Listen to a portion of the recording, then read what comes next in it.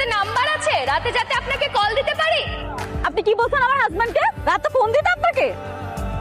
আপনার গুণধর স্বামী কাগজে নাম্বার লিখে আমাকে সিগন্যাল দিচ্ছে যাতে আমি রাতে কল দিতে পারি।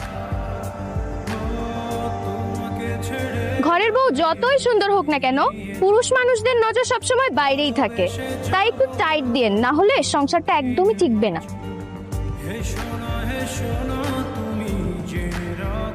তোকে আর হোস্টেলে থাকতে হবে না, তুই একটা কাজ কর, ব্যাগপত্র সব গুছিয়ে কালকে আমাদের বাসায় চলে আয়। তুই কি চাস তোর বোনের সংসারে আগুন লাগুক, এই সংসারে অন্য নারী আসুক? ছি ছি, তা চাইবি কেন? তাহলে তুই আমার বাঁচা বোন।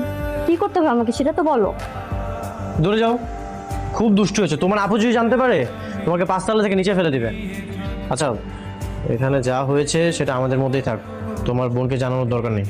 দুলা ভাই এখনো তো কিছু করিনি। ছোটি তো তুমি তোমার আপুকে নিয়ে আসতে। আপনাকে আর আমাকে নির্বিলি প্রেম করতে। এটাই তো অবাক করার বিষয়। দুনিয়ার কোনো বউ আছে নাকি যে এমন করে? তোমার বোন তার স্বামীর সাথে তোমাকে প্রেম করতে পাঠাচ্ছে।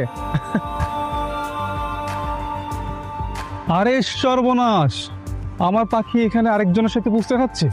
ওই যে মেয়েটাকে দেখছেন না, আমি আর বর্তমান রানিং বয়ফ্রেন্ড। আর পাশের যে হ্যান্ডসাম ছেলেটা দেখতে পাচ্ছ সেটা আমার হাজবেন্ড। হ্যাঁ, বলেন কি?